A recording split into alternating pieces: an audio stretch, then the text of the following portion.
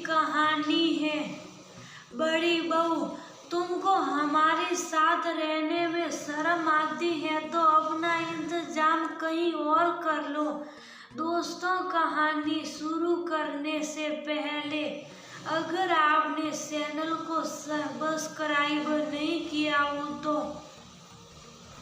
कर लीजिए ताकि आपके पास पहुंचे हर नया वीडियो। अब तो यही दिन देखना बाकी रह गया था। बड़ी बहू माधुरी घर में घुसते ही जोर से बोली, रविवार की शाम की थी, सभी लोग घर पर ही थे। अब क्या हो गया, क्यों सबकी शाम खराब कर रही हो? गुस्से से मनोज ने माधुरी, इतने दिन तक तो मैं मुंह बंद किए रही, पर अब मेरे से ये रोज रोज का नाटक नहीं देखा जाता। हमारी भी तो मोहल्ले में नाक कटती है। माँ बाबूजी के कारण, माधुरी ने प्रत्युत्तर दिया। भाभी, हुआ क्या है ये तो बताओ। आप तो बस पहेलियां ही बुझा रही है, देवर मयंक बोला। इतने में देवरानी निया भी रसोई से बाहर आ चुकी थी। अभी सब्जी लेने गई तो देखा बाबूजी माँ का हाथ पकड़कर पार्लर से वापस लौट रहे हैं और आस पड़ोस वाले मुंह नीचे किए हंस रहे हैं। शीला जी भी बोली, मुझसे बताओ, इस उम्र में ये सब क्या अच्छा लगता है? मैं तो उनकी बात पर सू भी हो गई। जब से रिटायर हुए बाबूजी के तो तेवर ही बदल गए और माँ भी नई नवेली दुल्हन की तरह हर समय शर्माती रहती हैं।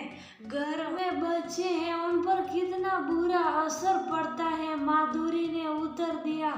आग तो लगी हुई थी, उसमें घी डालते हुए निया भी बोली, हाँ ये बात तो ठीक है, अभी परसों शाम की ही तो बात है। बाबूजी रसोई घर से तेल गरम करके माँ के घुटनों की मालिश कर रहे थे। वह तो मैं जब चाय देने गई तो माँ झटके से बैठी, परंतु बाबूजी सामान्य व्यवहारिक कर रहे थे, मानो कुछ हुआ ही ना हो। निया ने काफी बातें चली रही थी कि पीछे से सुरेंद्र जी और परमिला जी शेर करके वापस आ गए थे और निया की बात उनके कानों में पड़ चुकी थी। कुछ कहे बिना चुपचाप आकर वह भी सोफे पर बैठ गए कि अचानक बड़ा बेटा मनोज बोला, पापा ये क्या नाटक चल रहा है आजकल? लोग देखेंगे तो क्या कहेंगे? मनोज के इतना कहते ही सुरेंद्र जी गुस्से से बोले, नाटक?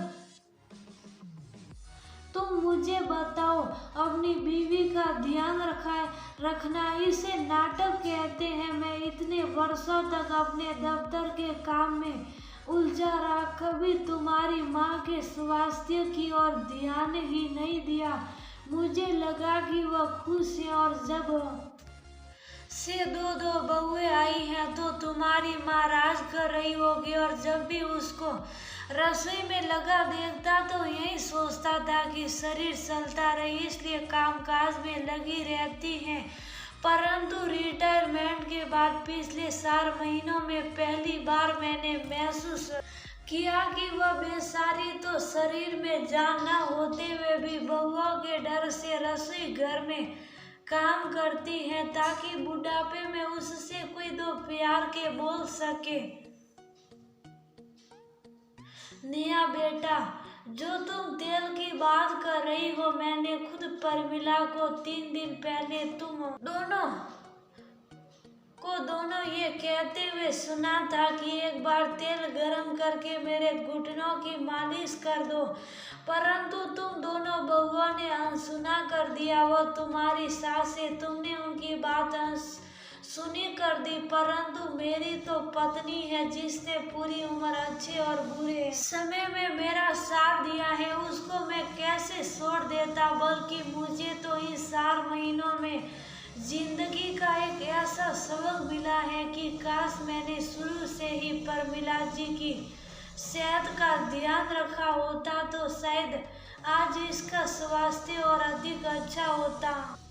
आज तुम दोनों को मेरे मालिश करने पर तुम्हें ये नाटक लगता है या बेशर्मी लगती है? तुम बताओ कि अगर एक पत्नी पति की सेवा कर सकती है तो बीमारी में पति पत्नी की सेवा नहीं कर सकता। रही बात हाथ पकड़कर आने की, तो पार्क में चलते चलते उसके घुटनों का दर्द बढ़ गया था, इसलिए मैंने अपनी पत्नी का हाथ थामा था। पत्नी का हाथ थामने में शर्म कैसे? यदि समाज इस पर हमारा हंसी भी उड़ाता है तो मैं इस पर शर्मसार नहीं हूँ। यदि तुम लोगों को हमारे साथ रहने में शर्म आती है तो अपना सामान उठाकर अपने रहने का इंतजाम कहीं और कर लो।